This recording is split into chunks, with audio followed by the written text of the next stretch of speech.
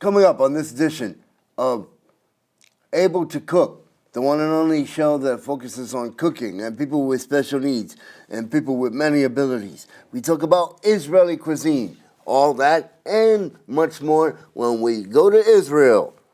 On the plate, stay tuned. Welcome to this edition of Able to Cook, the one and only program that focuses on cooking and people with special needs.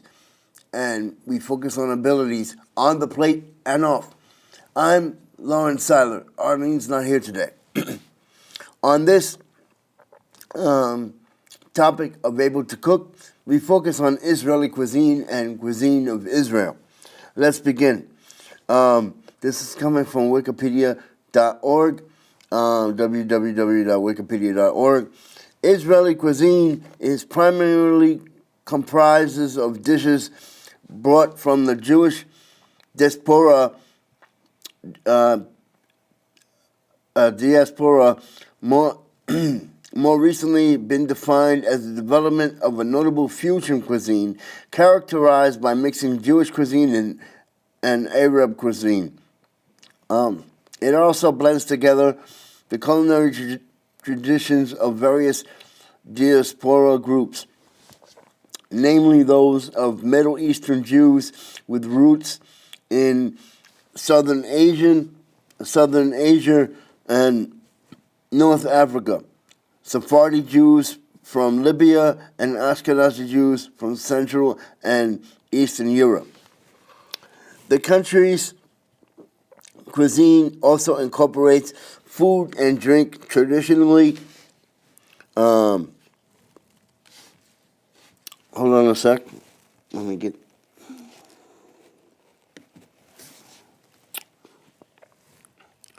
Okay, let's go back. The country's cuisine also incorporates food and drink traditionally included in Middle Eastern cuisines, Iranian cuisine and Persian Jews, and Turkish cuisine from Turkish Jews, as well as Mediterranean countries, spices such as za'atar, Z-A-A-T-A-R, and foods such as falafel, hummus, mabucha, and shashuka, as well as couscous, which is now widely popular in Israel. However, the identification of Arab cuisine dishes such as Israeli has led to accusations of cultural appropriation against the Palestinians and other Arabs. Other influences on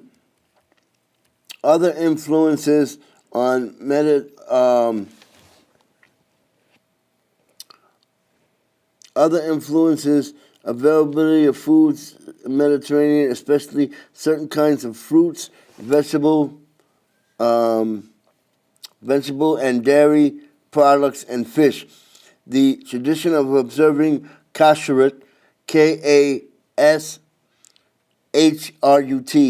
and food customs and tradition is part of the minhag, specific to Shabbat and other Jewish holidays.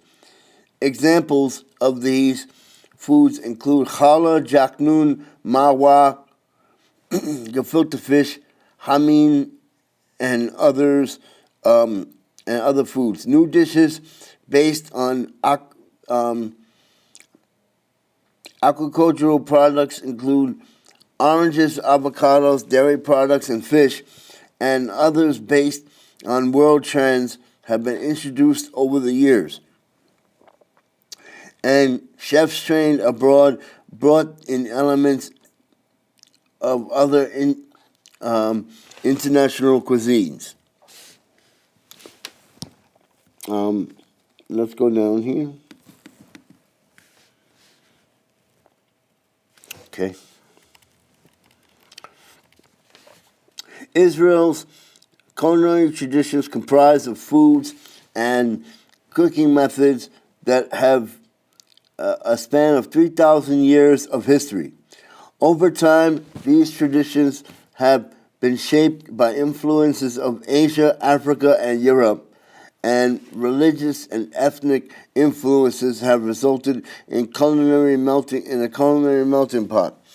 Biblical and archaeological records provide insight into the culinary life of a region as far back as 1000 BCE. Ancient Israelite cuisine was based on several products that still play important roles in modern Israeli cuisine, and known the 7 species of olives, figs, dates, pomegranates, wheat, barley, and grapes. The diet, based on locally grown produce, was enhanced by imported spices readily available to the country's position of crossroads from east to west trade routes. During the Second Temple period of 516 BCE and 70 CE, the Hellenistic and Roman culture heavily influenced cuisine, particularly of the priests and aristocracy of Jerusalem.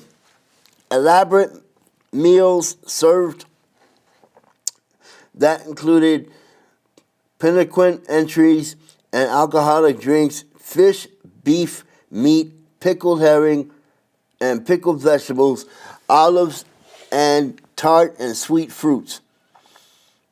After the destruction of the Second Temple and the exile of the majority of the Jews from the land of Israel, Jewish cuisine continues to develop in the major in the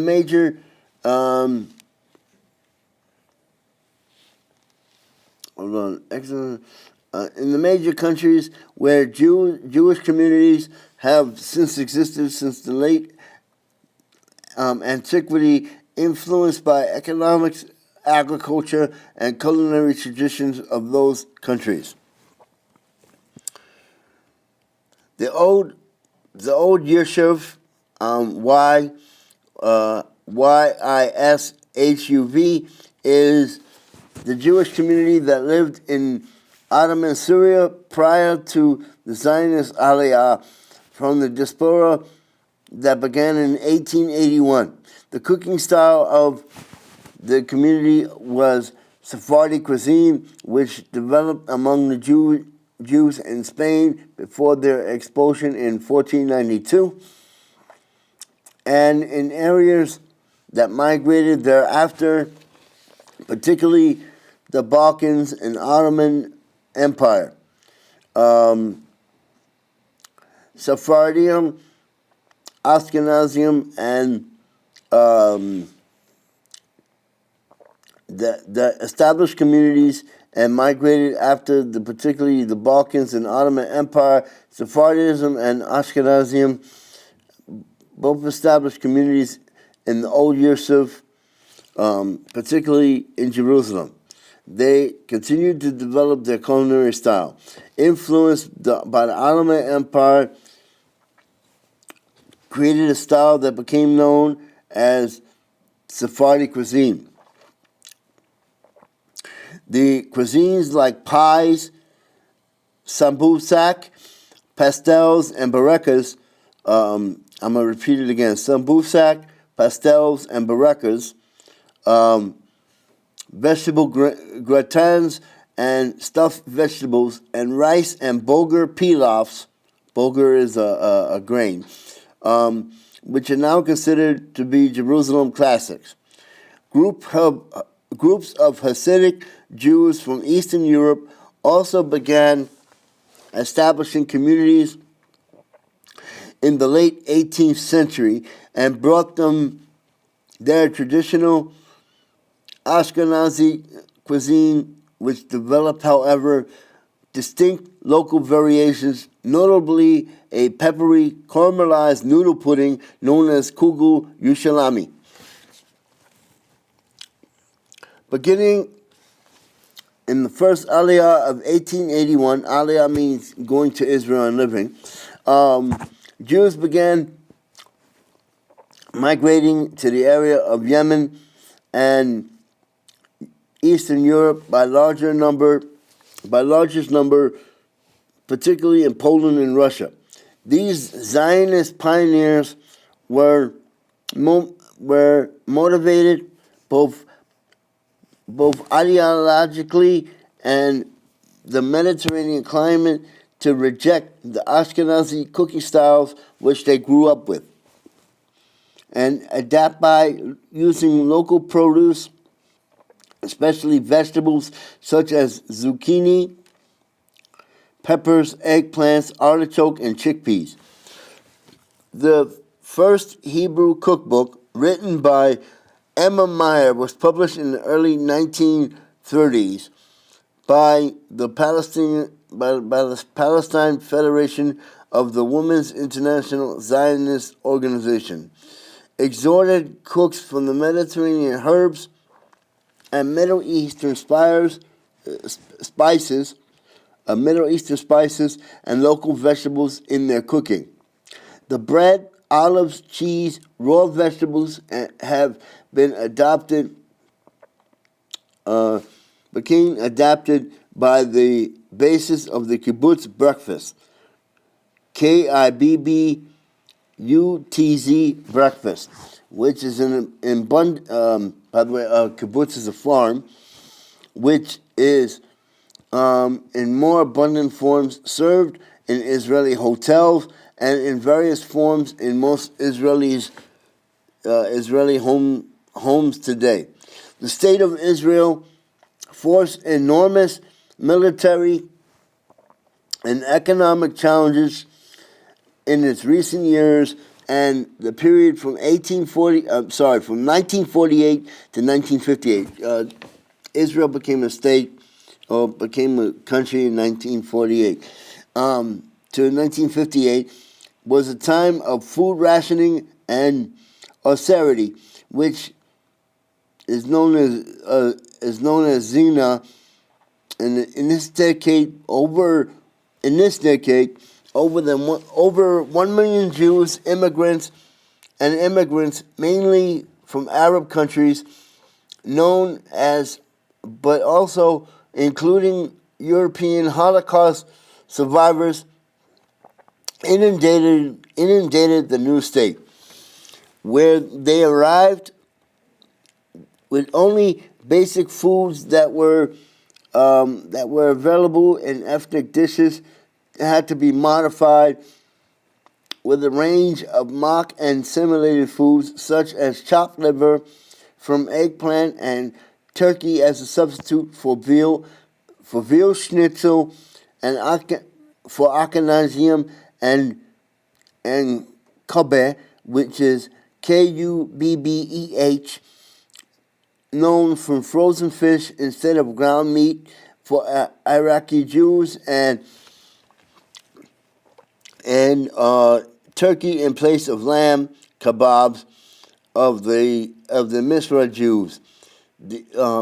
These adaptations remain a legacy of that time. Substitutes such as wheat-based substitute pythium was introduced, and a versatile vegetable known as eggplant were used as alternatives. Additional flavors of nutrition that provided from inexpensive canned vegetables, tomato paste and puree, hummus and tahini, and mayonnaise in tubes. Meat was scarce, and was not until the late 1950s that herds of beef and cattle were introduced into agricultural economy. So this word is Khubeza. Kibbutz is a local variety of mallow plant, which is an important food source during the War of Independence and the siege of Jerusalem, which conveys of foods that don't reach the city of Jerusalemites that went out to the fields to pick kabuzeh leaves, which were high in iron and vitamins. Instructions in cooking it, broadcast by Jerusalem-based radio KOL KOLHAMAGAN,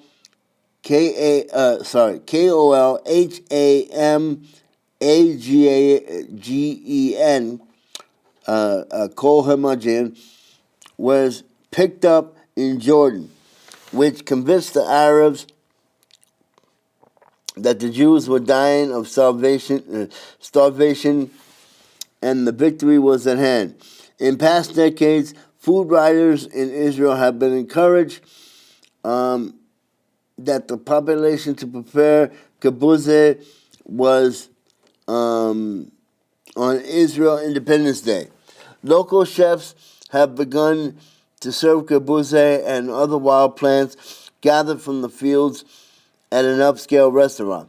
The dish from the Independence War, called Kazarat kibbutz, and still eaten by Israelis today.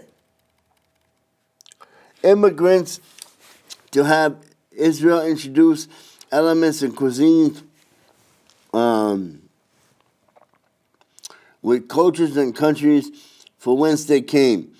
In the nearly 50 years before 1948, they were in successive waves, and Jewish immigration, which brought a whole range of foods and cooking styles. Immigrants arrived among Central Europe and brought foods such as schnitzel and strudels, while Russian Jews brought borscht and herring dishes such as smaltz herring, vasormak, and other types of herring. Ashkenazi dishes included chicken soup, schnitzel, lox, chopped liver, gefilte fish, knishes, kishka, and kugel. The first Israeli pastries were opened by Ashkenazi Jews and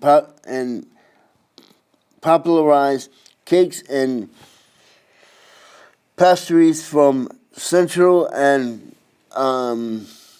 Eastern Europe, and yeast cakes called babka, nut spirals,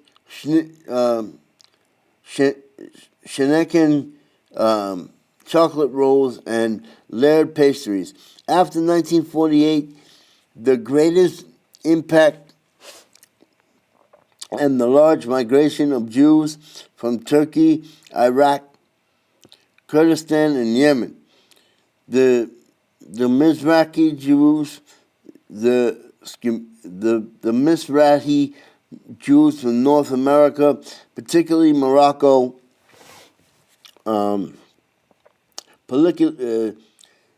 typically the staff of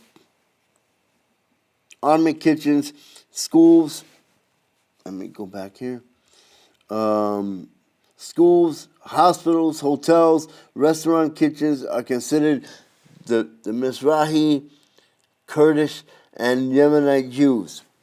And this had an influence of cooking fashions and ingredients of the country. The Mizrahi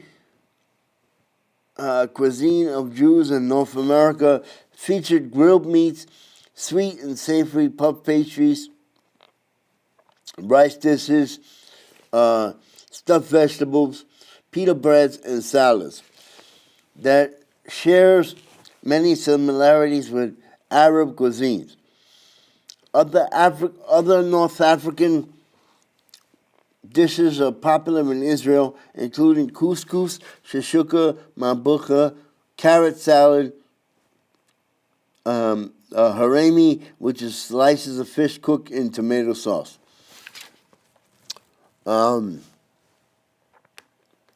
Sephardic dishes and Balkan Turkish influence incorporated in Israeli cuisine included burekas, yogurt, tara masala. Yemenite Jewish foods included jaknoon, maralach, shkug, and kubain. Iraqi dishes are popular in Israel, including amba and various types of kuba and vegetables, kebab and sabich, and pickled vegetables. One last thing, Israeli agriculture developed new kinds of fruits and vegetables that appeared in markets. Cooks and chefs began to experiment and devise new dishes with them. They also began using biblical ingredients such as honey, figs, pomegranate, indigenous foods such as prickly pears, tizabar, chickpeas, and chickpeas. Since the late 1970s, there has been an increased interest in international cuisine, cooking with wine and herbs, and vegetarianism. A more sophisticated food culture of Israel has began to develop in cookbooks such as From the Kitchen with Love by Ruth Circus, published in 1974, that introduced international cooking trends. And opening restaurants serving cuisines such as Chinese, Italian, and French encourage more dining out. I suggest you eat in an Israeli restaurant and learn about Israeli cooking. This has been, and by the way, in the coming weeks of Able to Cook, and in the coming months of Able to Cook, there'll be more Able to Cook at www.orcamedia.net. There'll be guest chefs and even me doing some more recipes for our viewing audience and teaching them independence in the kitchen. I'm Lawrence Seiler. See you next time. Happy eating and happy cooking. And from the plate to your television on Able to Cook. I'm Lawrence Seiler. See you next time.